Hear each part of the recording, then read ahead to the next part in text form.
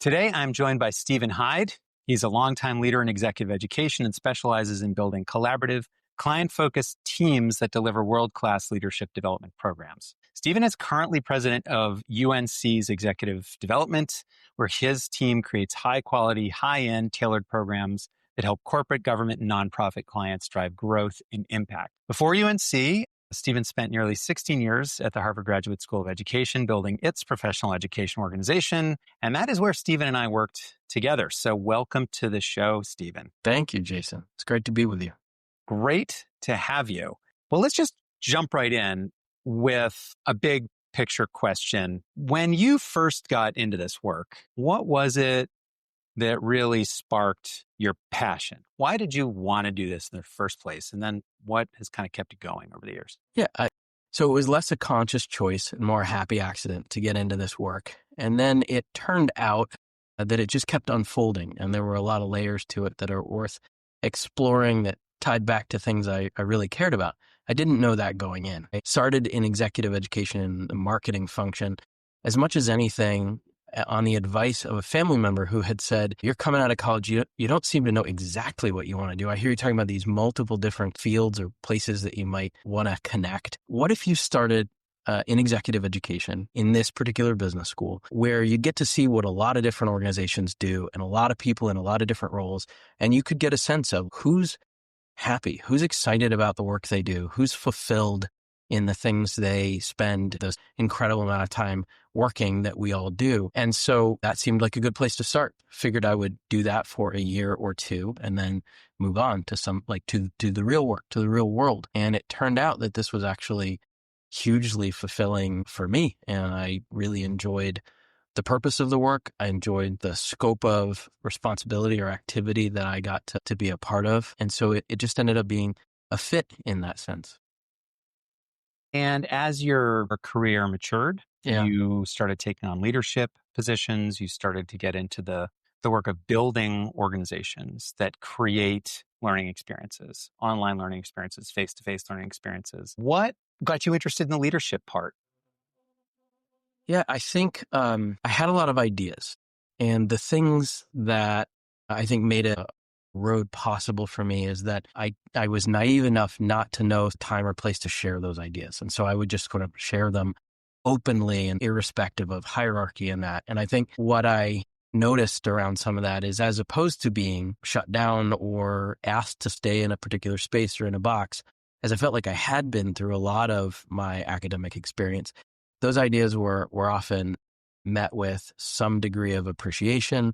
Or I see that book behind you says traction, got some traction. And I found that really compelling. I think it closed a loop for me. Like, I had ideas matter more than position, tenure. And if those ideas are well conceived and fit with where the organization might want to go, there's an opportunity for people to kind of hear that, take it seriously and act on it. And so that was pretty exciting. And that then converted into people giving me opportunity and probably well ahead of the opportunity I maybe deserved, either based on my experience or academic background or what have you. And so prior boss of mine, who was the CEO of our group at the time, someone you also know, Bob Fogel, had said at certain points more than once, Stephen, I'm always going to raise the bar. I'm always going to ask more of you than you think you're ready for or than might seem reasonable. And I remember at a certain point that really made me anxious, but I'll always be grateful for that because it let me keep learning and it never let me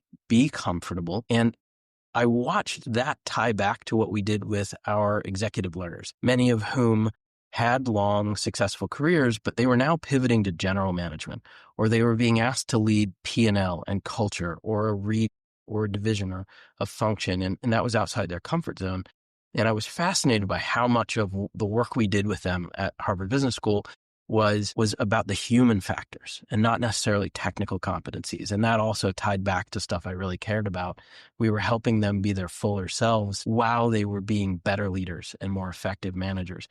So I was invited to lead and to grow in those ways. At the same time, we were inviting our learners to do some of that same work. This is a little bit of a leading question, but it sounds like, to go back to the question of inspiration or passion, it sounds like a couple things really kept you going. You had a leader that challenged you. Yeah. But you also were coming into contact with your learners, and you were experiencing their journeys as well, right? You were with them for a small part of it for a brief period of time, and it sounds like that was has been a source of inspiration for you. Yeah, I mean, without question, and I definitely think there's always that kind of bi-directional learning, client and organization. In that sense, for me, I think a lot about that whole notion that you get the kind of imprimatur, or you get early training, and some of those early career experiences end up imprinting on you a certain worldview. I got to work with a lot of different kinds of companies, really big tech companies, pharma companies, communications companies, whole range of organizations. And then folks in like an owner-led organization program where these people were really responsible for their own organization's growth and innovation. And what I found fascinating is that so many of these leaders actually did give time and attention to the people they interacted with, even at my junior level, early in my career. And yeah, I mean, you pay attention in that context. I think as any early career sort of hungry learner with ambition, aspiration, and interest is primed to do, to everything from how they talk to each other to, the kinds of questions they ask, the way they dress, the way they, kind of move through a space and what they seem to value or what appears to matter to them. And then to your point also, I was able to sit in class with a lot of these folks, and it was C-suite minus 1, 2, 3 roles, but pretty senior people. And so just that notion that these are not just titles with a lot of responsibility and dollars under their management, they're real whole people who have some of the same questions, concerns, anxiety that recent college grads have. They're still working out solutions to the world around them. So all of that was formative for me and helped me think about what it means to learn in the context of your career. So for people who don't know anything about executive education, haven't been to an executive ed program, or just not familiar with that part of higher ed, could you talk a little bit about what that work is, what those programs look like, just to give people a sense of what you do and what you've done over your career? Yeah, sure. So, I mean, I think that this particular space is called executive education. I think a term that's been used since the 1950s or before, when these units within business schools began popping up. And the whole point at that point was that these folks are long-serving leaders, often at one level or another in an organization of any number of kinds. A lot of this came out of the military and the realization that, wow, strategy and our thinking as we grow in our roles needs to evolve. Our thinking about how to lead at one or another level, or how to deal with problems of practice, or what it means to lead a team or communicate or handle decision making, that changes. And we might be 10 years out of an MBA or 20 years out of that formative academic training. How might we keep learning so that as the context in which our organization is operating changes, we're meeting those new and evolving needs?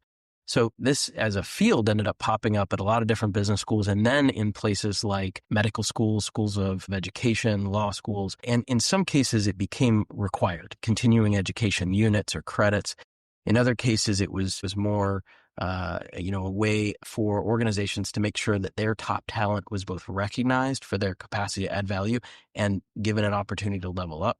It was part of succession planning in a lot of cases. In some cases, it was a reward for outstanding contributions where folks were sent to open enrollment programs, as a way to both acknowledge that they're outstanding, high potential, or what have you, or to recognize that they were being asked to lead at a different level. They probably hadn't had all of the experiences. They probably didn't have the full scope or perspective to operate effectively at that new level. So in some ways, it was an active investment by organizations to hedge against areas that a particular leader might not have had experience or good formal training. So it was there to close a gap in those cases.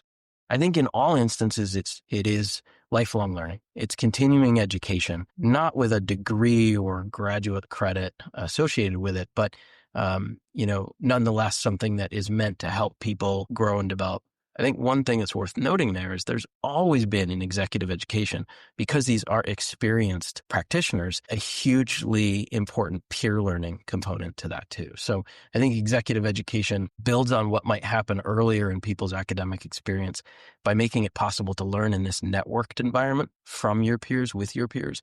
And then that peer group or that network continues on after whatever intervention that you have in whatever kind of program you're going through. So some unique dynamics to executive education, but something that the world seems to continue to value. Our organization's been around 70 years. Hmm. Longer still out of places like HBS. And it's something that organizations continue to invest in because they've seen a real return for their leaders. Thank you. That's very helpful. As you've been doing this work, you've been at it for a little while. What are we're the same age, so I feel like I can say that. Yeah, totally. What are the kinds of things that have really defined your approach? The things like the mindsets you've had, the skills you've had to develop, the tools you've used, processes that you've used. What have been for you the keystones of your practice? Yeah. I think this is characterized a lot of different ways. And I think it's something that has become a cornerstone, whether it's what we're doing internally in the organization to kind of engage people in the work and make sure that we're doing high quality work and that we're innovating, or if it's engaging a client. So much of it comes down to, said in a simple way, listening, and really being willing to kind of hear about what someone knows, their frame of reference, and then defining what that next level of work might be. I mentioned earlier in our conversation that that's what is the zone of proximal development. What does that next level of work look like? I mean, that's true at an individual level. It's a principle or a dynamic that happens for us over the lifespan. It happens within organizations as they grow and change and work to address their markets as their markets evolve in various ways. It happens within teams. So I think that as a principle, thinking about really that assessment or learning or analysis of kind of what are we dealing with here? What problem are we trying to solve? As my boss and close colleague, Dave Hoffman, always says, starting with that, what are we dealing with? What problem are we trying to solve? Gives a great baseline to say, okay, and then what's next? And what would help get to what's next? And that's where the idea of kind of learning objectives or that self-reflection piece, if it's about an individual and their learning, kind of where am I? And what do I need to work on? What strengths might I lean into? What are the things that might be gaps in my practice that I need to build? That same dynamic can happen at the group level or the team level. And then, in those thoughtful organizations that are well led, that kind of humility to step back and say, and how are we doing in relation to our competitors, in relation to the markets we're serving, relation to our customers in terms of products and services we're delivering? How are we doing? What's happening in that external environment? And are there either, as a former colleague of both of us, Mike Tushman, would say, what are those either performance gaps or opportunity gaps where we could get better? And so I think it's listening with that frame of reference around what would improve, what would it mean to get better in one way or another. What would you call that? Would you call this practice? I mean, where did that come from? Do you think it's out there as a framework? Is it something that you feel like you have just established for yourself over the years as a critical thing? Yeah, no, I certainly can't lay any claim to that. I think it comes from longstanding practice in sort of modern language. I think it's sometimes framed as design thinking, and you're thinking with that the end user or that's persona in mind, where it's you're beginning with empathy. I also think it's something that is longstanding in human experience, right? I mean, in the sense that as we're growing up as children, our parents are listening to where are we, what might we need to know to be safe, to operate well in terms of our social relationships. What might be the next level of learning in terms of our academic progression in early literacy or numeracy or, some of that early math. I think that kind of sense of where are we, what's our operating environment, and what might we need to do to be successful there, I think that's fundamental to being human.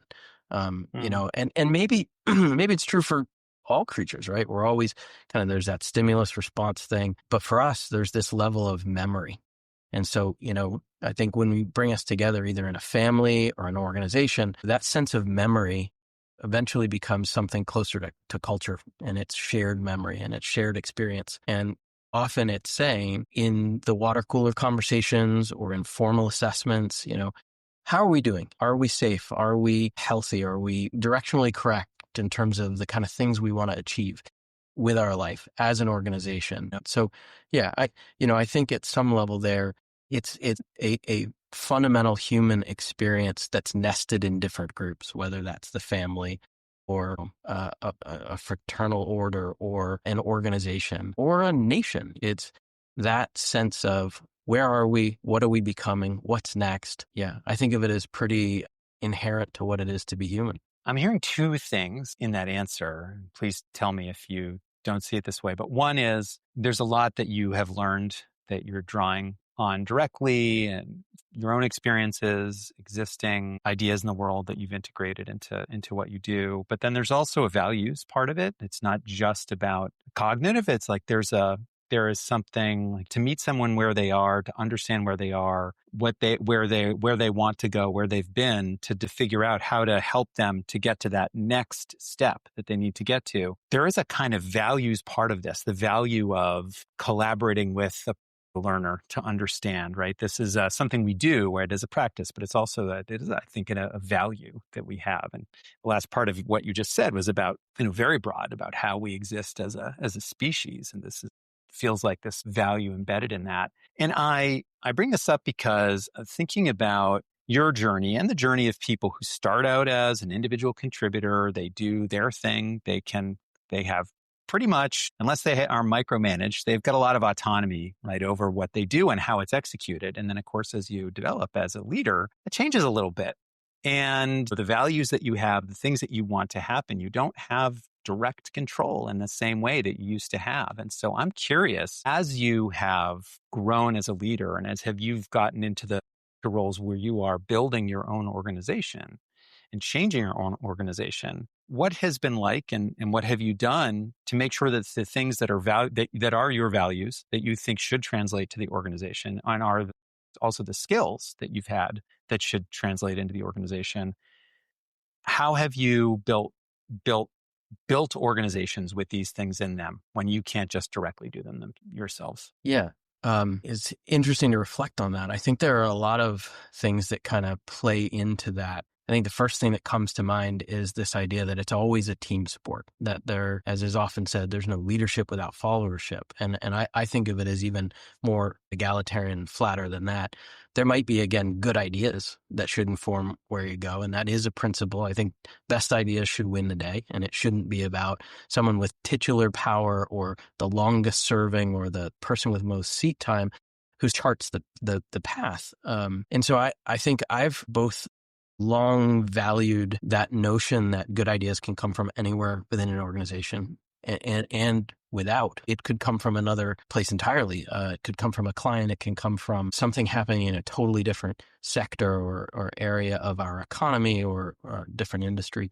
And that goes back to that idea of listening and being willing to consider ideas and figure out what might make sense in our particular context. And to that, I think fit really matters. And I mean that in the sense of like alignment of values and principles. And not everybody's going to fit with every organization. And that's a good thing in the sense that, there's a balance there between people who are going to have some of those shared values and people who might be outliers in terms of their values in relation to that organization. They might challenge that organization or the leaders within that organization to maybe step back and see things differently, because they have a different lens or, a different lived experience that can help the collective think through what might make sense. So I've always thought, Jason, about creating a space where people can bring their ideas and where those ideas are thought through on their merits, checked against data to say, does it fit with where we're trying to go, with what we're trying to be as an organization, or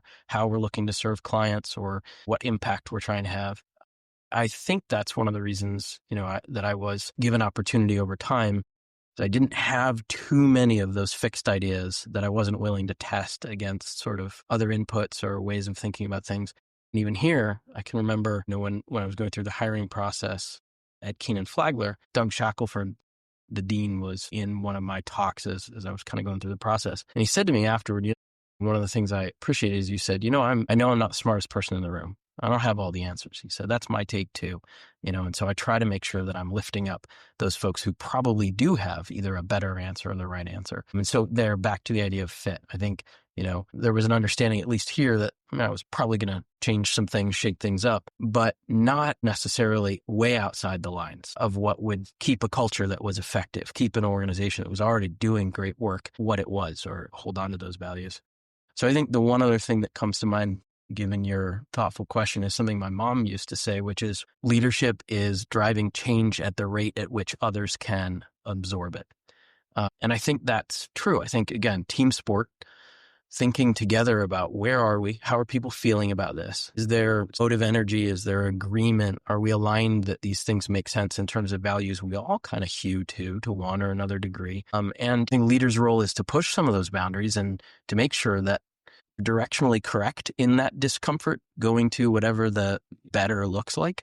But yeah, those are some of the things I have in mind in relation to either building an organization or moving folks together in a direction that might be that might make sense. Well, I have to say your answer checks out against the spirit of the last answer you had. You said you value collaboration and different people's perspectives and inputs, and completely is exactly what your last answer was all about. So really, really appreciate that. Sure. We are right now in this time and place where it just seems like things are changing really fast. What the world needs, what the individual needs, what organizations of individual need in order to be successful, in order to thrive, in order to move forward. Technology obviously is changing fast. I would say norms and what people want out of their lives, I think are changing as well. And I think as educators, this presents to me what feels like a new challenge in my career. And I don't know if you experience this way, but for me, this feels like a moment unlike any other that I've had in my career. And so I'm really curious, I guess, if you experience it that way, but also you have this very well-established way of thinking and doing things that you've just described. And I'm wondering if you've had any recent challenges to those things. And I'm be curious to hear about the kinds of challenges that are popping up for you and then how you're managing those. Yeah. I think the things that come to mind are those things that take off in that kind of hype cycle, that kind of Gartner hype cycle where that's the next shiny thing. And over time, there have been any number of those things that have potentially had implications for executive education, for learning at, an individual group or organizational level. I think of the rise of OPMs as one of those things, these massive and online courses, that kind of thing, or, some of the other kind of tools and technologies where it might seem like that is going to accelerate learning. That's going to change the whole game. And I think we're going through that period with AI right now. And I never want to underestimate the potential value of something like that. I also think the thing to pay attention to, one of my dearest mentors and a former boss twice, Mary Grossa O'Neill, used to say, make the main thing the main thing. And for me, that was always about, how does learning happen for people? What does it look like to create experiences that enable people to develop at the level of identity, not just, as Bob Keegan used to say, filling a bucket with ideas or information, but how do you transform the shape of that? What does it mean to, in this case, center learning on individuals, where they are, and a lot of the things that have been time tested through all these different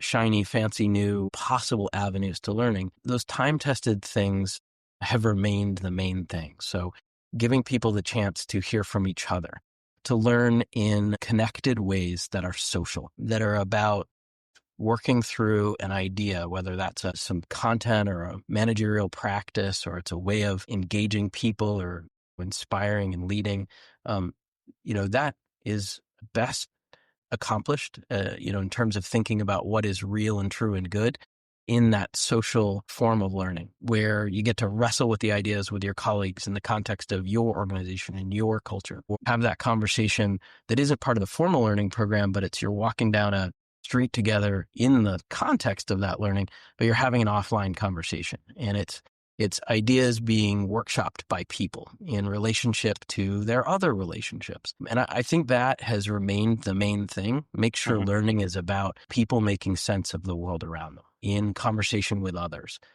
So there have been any number of things that are going to be the silver bullet or the thing that is going to make learning more effective or faster or cheaper. And the reality is people still learn together.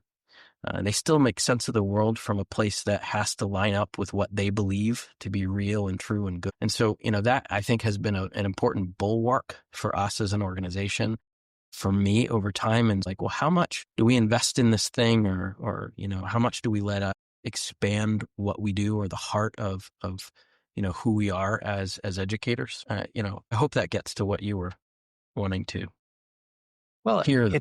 it sounds to me like what you're saying is perhaps the challenge is that how do you preserve the things that are valuable, that you have seen work, that your learners value in what you're producing? And I guess the follow-up to that is, as the world is changing quickly, do you need to make any kind of special effort to make sure you are preserving this core, right? That has been there, but as we know, as things change, nothing stands in place, right? Things are either getting better or getting worse. And if you have something that works and you want to preserve and everything else is changing, is that a challenge in and of itself? Yeah, I think what has worked for us here, and also for me over time, is just taking what might have been implicit about what works and why, and making it explicit.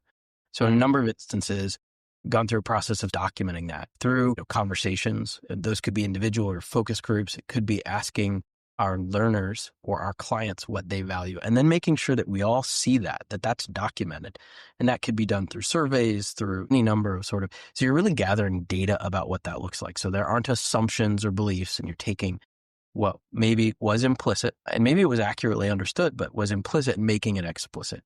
And then you can, having codified that, having documented it, you can keep solving for that, even as you add in a new channel or a new experience, like an AI-enabled simulation that might disembody parts of a learning experience, but still enable the core to be what it was, while accelerating or enhancing some aspect of it so that it's meaningfully better. So I think there is a balance there. And there are any number of sources working against innovation within organizations, because we like to be safe and like to be able to count on what we know delivers value.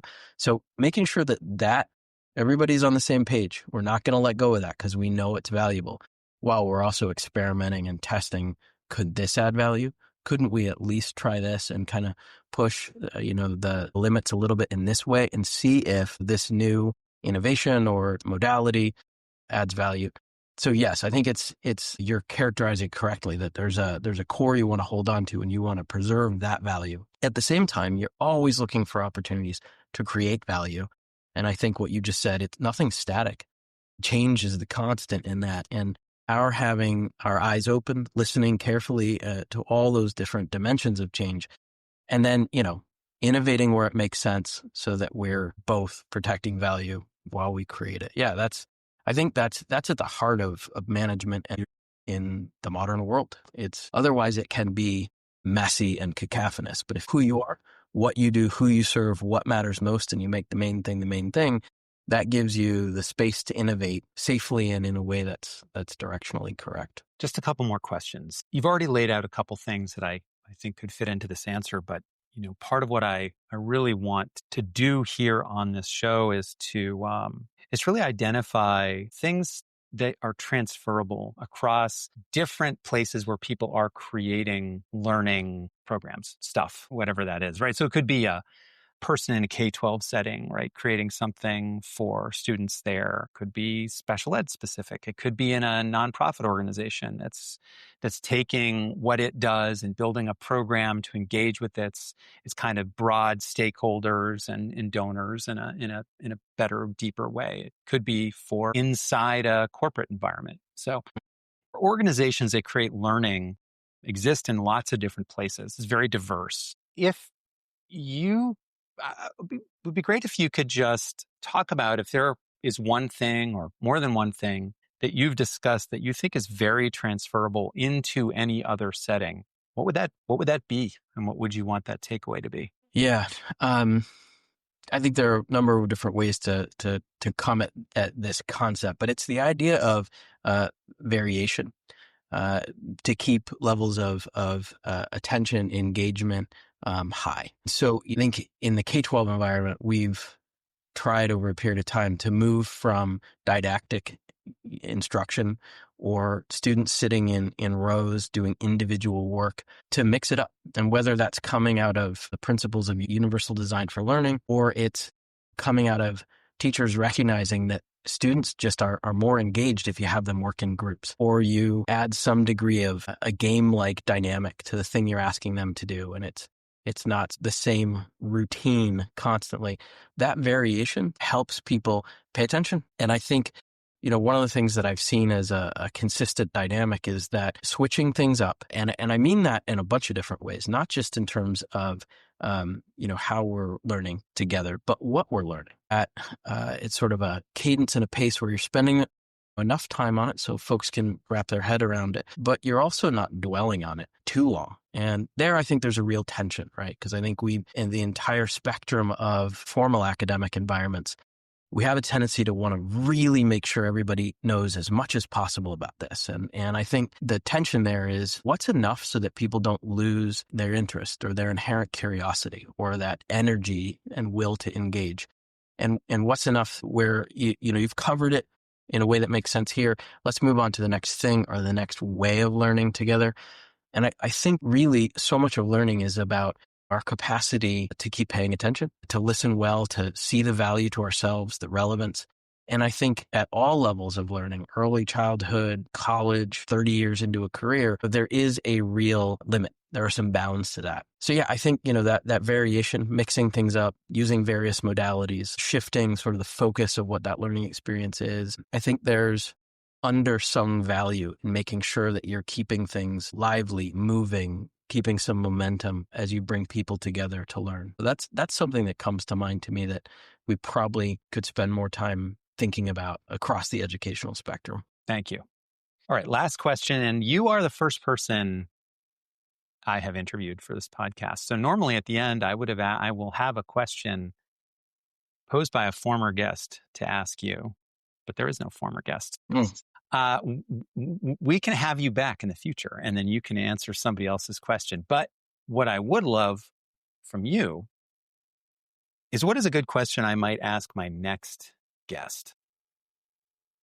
This goes to kind of like, well, what's worth holding on to, what's worth preserving. And I think as the world accelerates, as some of the dynamics that are playing out in the world affect how we think and feel and interact with each other, the thing that comes to mind for me on this, Jason, is this the how in terms of how we work together. I think I watch this a lot with the leaders we engage in our programs, where they've spent the first portion of their career really focused on the what and technical skill and really having T's crossed, I's dotted around what they're focused on or that domain specific expertise.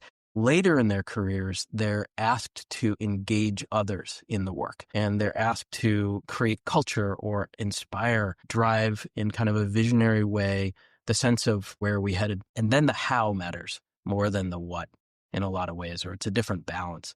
And I think there's such an opportunity there for us to think about really emphasizing how we work together. And I watch that play out in a very micro way within our own team.